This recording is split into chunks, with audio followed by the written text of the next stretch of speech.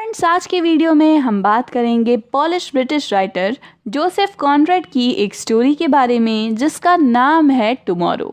इसे अर्ली 1902 में लिखा गया था और उसी साल 1902 में ही इसे पब्लिश किया गया था पॉल मॉल मैगजीन में। साथ ही 1903 में कॉनरेड की एक कलेक्शन आई थी टाइफून एंड अदर स्टोरीज, उसमें भी इसे पब्लिश किया गया था।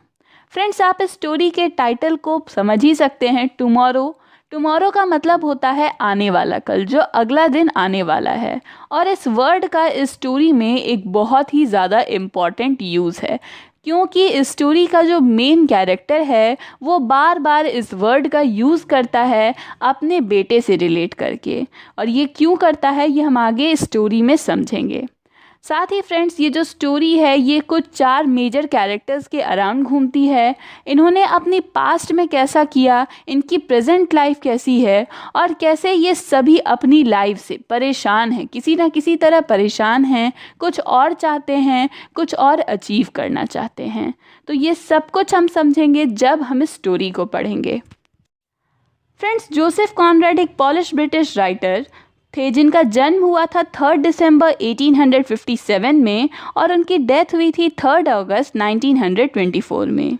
अपनी लाइफ टाइम में उन्होंने कई स्टोरीज़ और नॉवेल्स लिखे और साथ ही उन्हें इम्पोर्टेंस दी जाती है कि उन्होंने इंग्लिश लिटरेचर में नॉन इंग्लिश सेंसिबिलिटी लाई। उनकी फेमस वर्क्स में एलामेयर्स फॉली, हार्ट ऑफ डार्कनेस, ये सभी शामिल हैं। तो चलिए फ्रेंड्स, आगे बढ़ते हैं और इस स्टोरी को समझने की कोशिश करते हैं।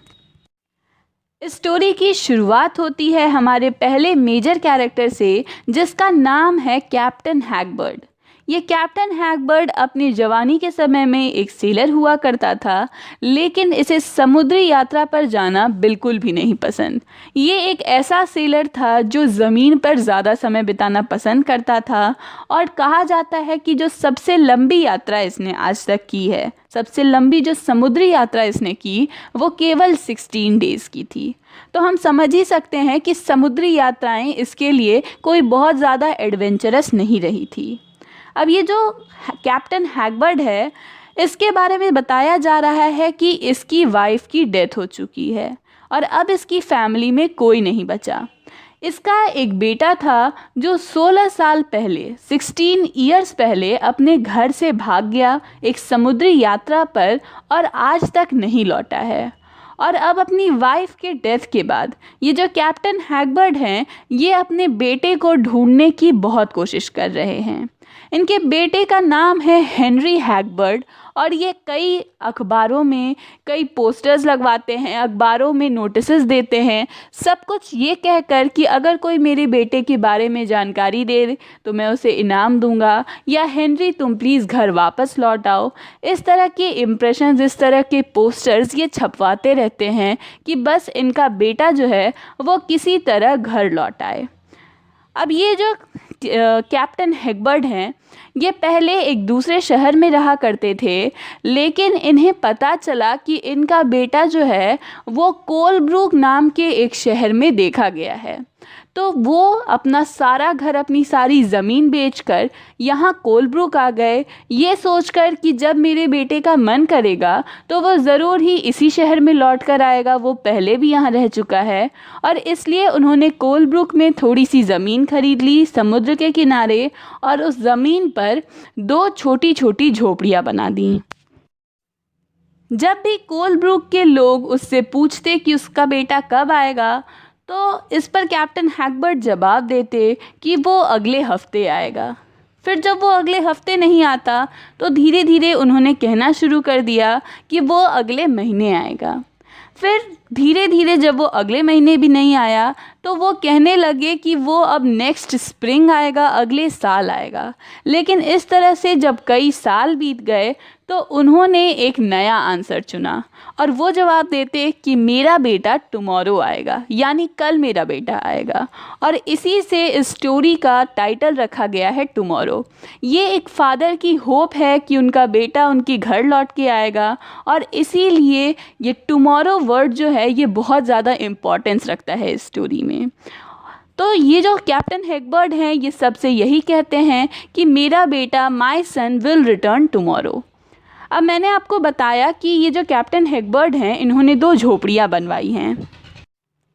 तो उन झोपड़ियों में से एक झोपड़ी में वो खुद रहते थे। बहुत तरह की फर्नीचर, ज़रूरत का सामान उन्होंने अपनी झोपड़ी में, अपने घर में सेट करके रखा था, इस उम्मीद में कि जब उनका बेटा हेनरी वापस लौट कर आएगा तो वो देखेगा कि उसका घर कितना वेल सेटल्ड है और वो दोबारा किसी समुद्री यात्रा पर नहीं जाना चाहेगा। वो यहीं अपने घर में रहना चाहेगा अपने फादर के साथ। वहीं जो दूसरी झोपड़ी थी वो उन्होंने रेंट पर ले दी थी। और रेंट पर किसे दी थी? तो एक बूढ़े शिप मेकर को दी थी जो कि अब ब्लाइंड हो चुका था, और उसका नाम था मिस्टर कोलमैन, जो अपनी एक बेटी के साथ रहता था और उस बेटी का नाम था बेसी। अब ये जो बेसी थी, ये अपने फादर की बहुत हेल्प करती थी, अपने फादर की बहुत सेवा करती थी।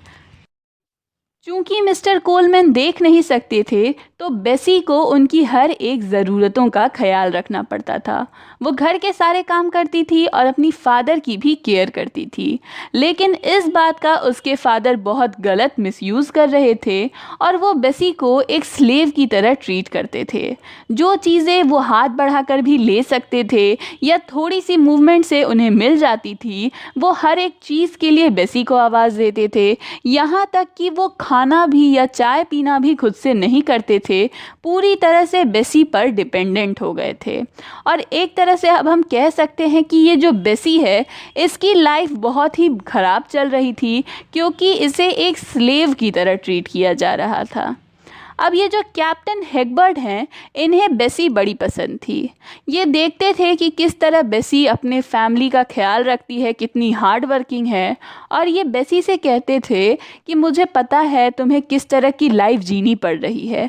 देखना, एक दिन मेरा बेटा लौट कर आएगा और वो तुमसे शादी करेगा, और जब तुम्हारी उससे शादी हो जाएगी तो वो तुम्हें एक सर्वेंट भी ला कर देगा और तुम एक बड़ी ही आराम की ज़िंदगी जियोगी। ये जो ज़िंदगी तुम जी रही हो वो अब तुम्हें और नहीं जीनी पड़ेगी। बस टुमारो मेरा बेटा लौट कर आएगा और तुम अपनी इस हेलिश एग्जिस्टेंस से फ्री हो जाओगी। अब ये इस बात पर वैसे तो पूरा शहर हंसा करता था, लेकिन बेसी जो थी उसे इस बूढ़े आदमी पर बड़ा तरस आता था, पिटी आती थी, और इसलिए वो उसकी बातों पर उतना रिएक्ट नहीं करती थी। कभी कभार उनकी हाँ में हाँ मिला देती थी, ये सोचकर कि अगर उसने भी कह दिया कि नहीं, आपका बेटा लौटकर नहीं आएगा, तो कहीं कैप्टन हैगबर्ट जो हैं वो पागल ना हो जाए, उनका मानसिक संतुलन न बिगड़ जाए। अब इस तरह से काफ़ी समय बीत गया और ये जो कैप्टन हैगबर्ट का बेटा है, ये आखिरकार एक दिन लौट कर आया।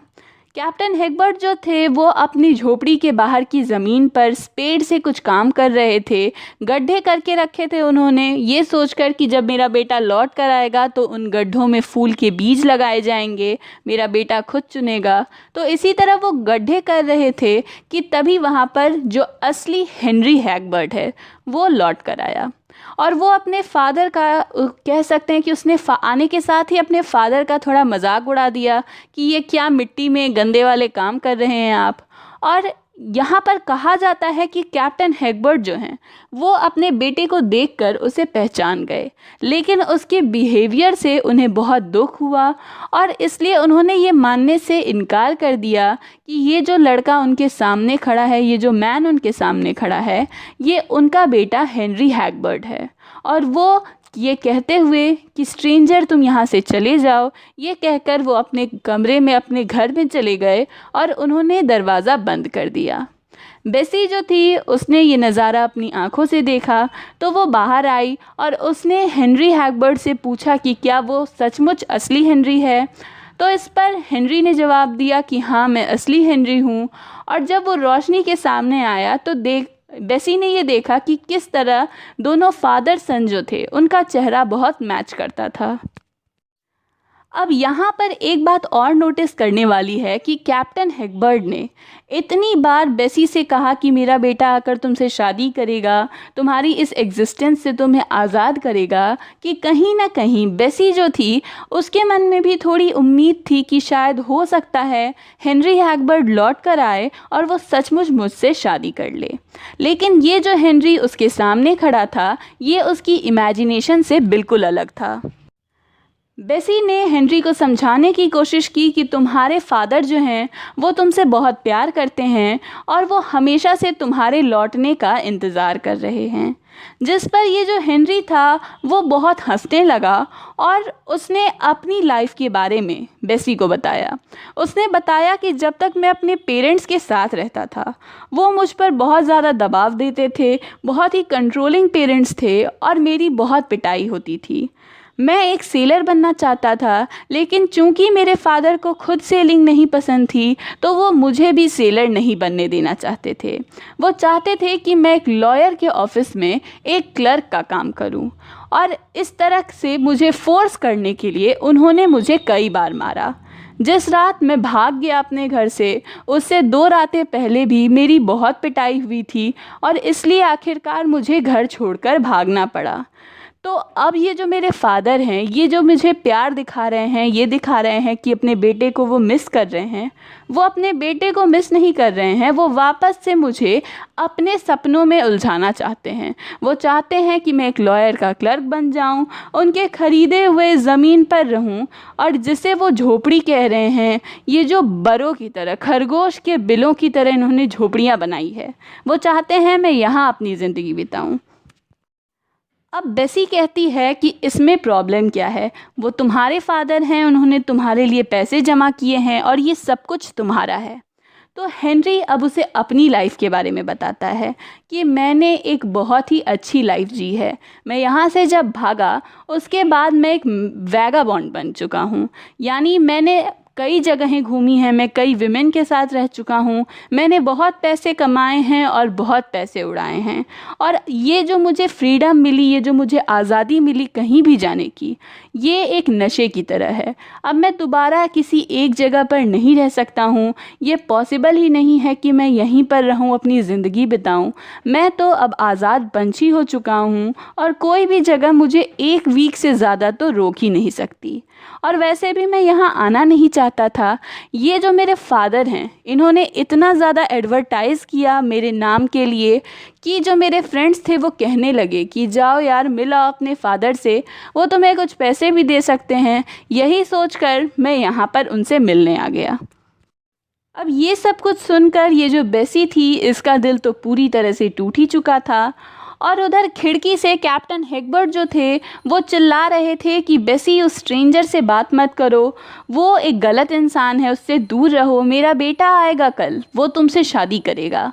और ये बात जब हेनरी ने सुनी तो वो समझ गया कि उसके फादर जो हैं वो बेसी से उसकी शादी करवाना चाहते हैं और इससे उन्हें और भी ज़्यादा हेनरी को गुस्सा चढ़ गया कि मेरे फादर ने मेरी पूरी लाइफ ही प्लान करके रखी है, मैं कोई छोटा बच्चा थोड़ी ना हूँ।